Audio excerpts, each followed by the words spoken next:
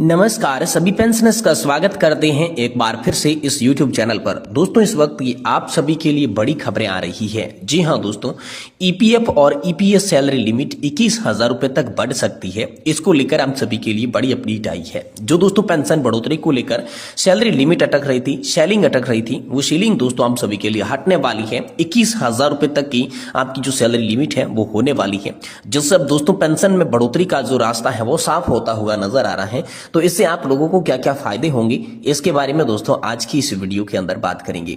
साथ ही दोस्तों आप सभी के लिए बात करने वाले हैं कर्मचारी भविष्य निधि संगठन की मुख्य कार्यालय हेड ऑफिस की ओर से बड़ा अपडेट आप सभी के लिए आया है। ईपीएफओ मेंबर्स को तोहफा देने जा रहा है श्रम मंत्रालय। ज्यादा पेंशन पाने का आप सभी के लिए रास्ता साफ होता हुआ नजर आ रहा है। अगर आपका जो पीएफ कट रहा है तो श्रम मंत्रालय आप सभी की हायर पेंशन को लेकर रास्ता साफ करने वाला है। तो इसकी भी चर्चा दोस्तों इस वीडियो के अंदर करेंगे।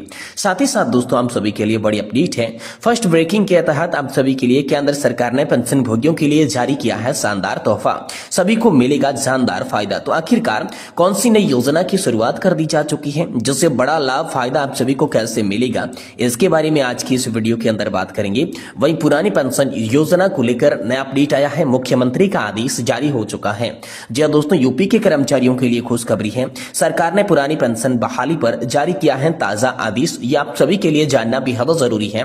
तो दोस्तों, उत्तर प्रदेश के सरकारी कर्मचारी और पेंशनर्स के लिए पुरानी पेंशन योजना की बहाली को लेकर क्या बड़ी खबर निकल कर आई, इसके बारे में भी संपूर्ण जानकारी इस वीडियो के अंदर जानेंगे। इसलिए हम सभी से निवेदन करते हैं कि दोस्तों आज की इस वीडियो को आप लास्ट तक देखिएगा और साथ ही हमारे चैनल पर नए हैं तो चैनल को भी सब्सक्राइब जरूर कर लीजिएगा। तो चलिए बिना किसी देरी के संपूर्ण खबरों को विस्तार से इस वीडियो के अंदर जान लेते हैं।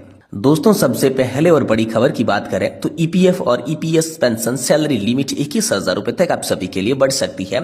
इसको लेकर बड़ी खबर आई है।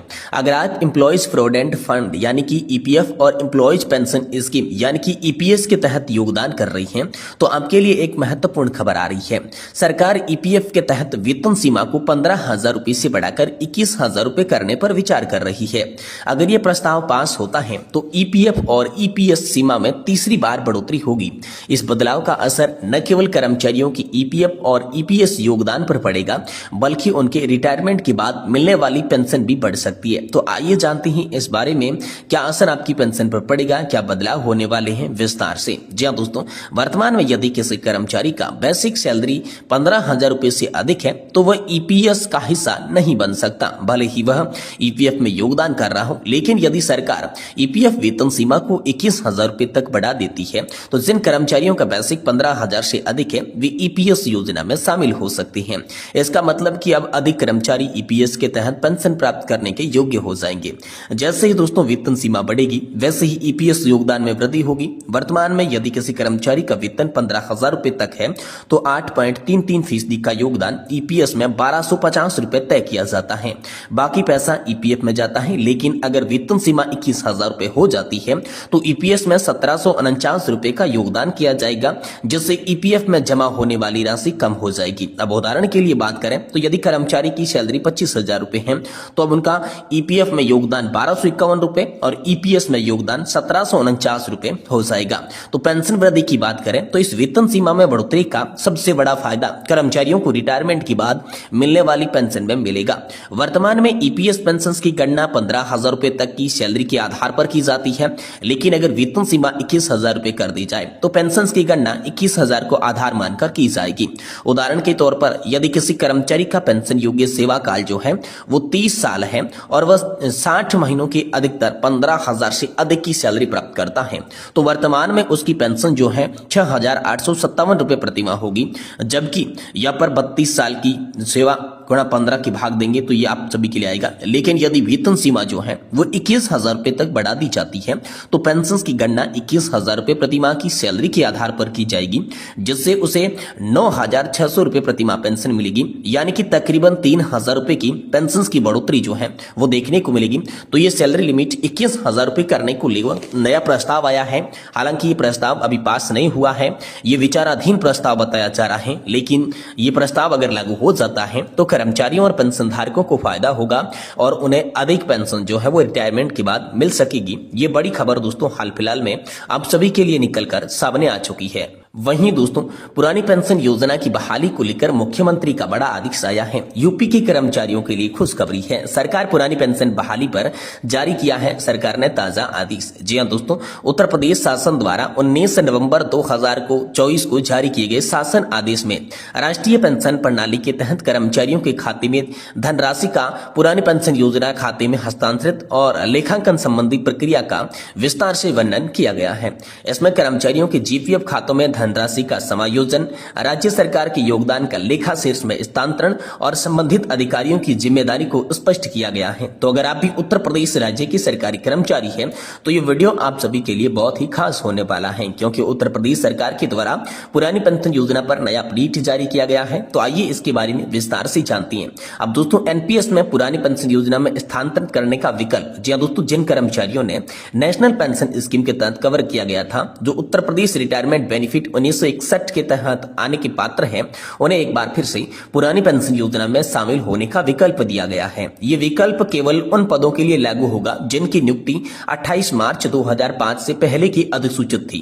तो कर्मचारियों के अंशदान के समायोजन की बात करें तो कर्मचारियों के अंशदान की धनराशि को जीपीएफ खाते में जमा किया जाएगा। जीपीएफ खाते में जमा धनराशि पर ब्याज दिया जाएगा और उसे वैध रूप से प्रमाणित भी किया जाएगा। अब राज्य सरकार के अंशदान के समायोजन को लेकर भी बड़ी खबर आई है। राज्य सरकार का अंशदान लेखा शीर्ष के तहत जमा किया जाएगा। 2071 पेंशन और अन्य सेवानिवृत्त लाभ, एक सिविल 19 यहाँ पर जो है 911 अधिमुक्तियों की कटौती, 03 एनपीएस के अंतर्गत राज्य सरकार का अंशदान है। इसके अतिरिक्त सरकारी अंशदान से अर्जित आय भी निर्धारित लेखा शीर्ष में आप सभी के लिए दर्ज की जाएगी। एनपीएस खाते में निवेश से अर्जित लाभ जो अंशदान तथा वसूली के तहत राजकोष में आप सभी के लिए जमा किया जाएगा। और पेंशन निदेशालय की भूमिका को लेकर बात करें तो संबंधित कोषागार से धनराशि स्थानांतरित करने के बाद पेंशन निदेशालय इसे सीआरए पोर्टल का सत्यापित करेगा। सरकारी अंशदान और अर्जित आय को राजकोष में समायोजित भी किया जाएगा। वहीं अन्य महत्वपूर्ण निर्देश इसके लिए बात करें तो सामान्य भविष्य निधि खाता हम सभी के लिए खोला जाएगा। संबंधित विभाग के अधिकारियों द्वारा जीपीएफ खाते खोलने के लिए उत्तरदायी होंगे और सभी आवश्यक दस्तावेजों के साथ कोषागार को यह जानकारी दी जाएगी। वहीं डेटा सत्यापन की बात करें तो कोषागार एरर रेफिकेशंस मॉड्यूल का उपयोग करके एनपीएस खाते की धनराशि सत्यापित करेगा। सत्यापित आंकड़ों को पेंशन निदेशालय को भेजा जाएगा। वही पासबुक अपडेट को लेकर बात करें तो संबंधित विभाग द्वारा जीपीएफ खाते में ब्याज जोड़ते हुए पासबुक को नियमित रूप से अपडेट भी किया जाएगा। वही सेवानिवृत्ति पूर्व कर्मचारियों के मामलों की बात करें तो जिन कर्मचारियों पहले ही सेवा में सेवानिवृत्ति ले ली थी वह पुरानी पेंशन योजना में शामिल हो रही हैं, उनके मामले में राज्य सरकार के अंशदान और अर्जित आय को ब्याज सहित राजकोष में जमा किया जाएगा। इसको लेकर ये बड़ी खबर दोस्तों हाल फिलहाल में आप सभी के लिए निकलकर सामने आ रही है। वहीं दोस्तों आप सभी के लिए बात करें तो एक बेहद और बड़ी इंपोर्टेंट खबर आ रही है। राष्ट्रीय संघर्ष समिति की आप सभी के लिए इंपोर्टेंट बैठक हुई है, उनकी मांग को लेकर बड़ी खबर आई है। ईपीएस 95 राष्ट्रीय संघर्ष समिति ने न्यूनतम पेंशन बढ़ाने की मांग की और इसी को लेकर रायबरेली में बैठक के तहत आप सभी के लिए आंदोलन की रणनीति बनाई गई है। जी हां दोस्तों, आप सभी के लिए न्यूनतम पेंशन बढ़ाने की मांग को लेकर देश भर में चल रही संघर्ष के तहत रायबरेली में एक सभा का आयोजन दोस्तों आप सभी के लिए किया गया। यह सभा रामकृष्ण इंटर कॉलेज में जिला अध्यक्ष जेपी त्रिपाठी की अध्यक्षता में आयोजित हुई। इसमें विभिन्न राज्य और प्रांतीय पदाधिकारी जो थे वो उपस्थित रहे थे, जिसमें राष्ट्रव्यापी पेंशनर्स बचाओ महाअभियान के पोस्टर के तले ईपीएस 95 राष्ट्रीय संघर्ष समिति उप प्रदेश रायबरेली के बैनर के तले आप सभी के लिए इस सभा का आयोजन किया गया। नेशनल एजुकेशन कमेटी के वीरेंद्र सिंह जी राजावत यहाँ पर उपस्थित रहे थे और पेंशन धारकों के लिए आगे आने वाले समय में ईपीएस पेंशनर्स की मांगों को सरकार से और ईपीएफओ से किस तरीके से पूरी करवानी है, इसको लेकर आंदोलन कैसे करना है, यह रणनीति आप सभी के लिए रायबरेली की बैठक में तैयार की गई, जो कि ईपीएस 95 राष्ट्रीय संघर्ष समिति के तहत न्यूनतम पेंशन बढ़ाने की जो मांग है वो मंजूर करवाने के यहाँ पर आगे के रास्ते इस बैठक के अंदर खोजे गए। ये बड़ी खबर दोस्तों हाल फिलहाल में आप सभी के लिए निकलकर सामने आ रही है।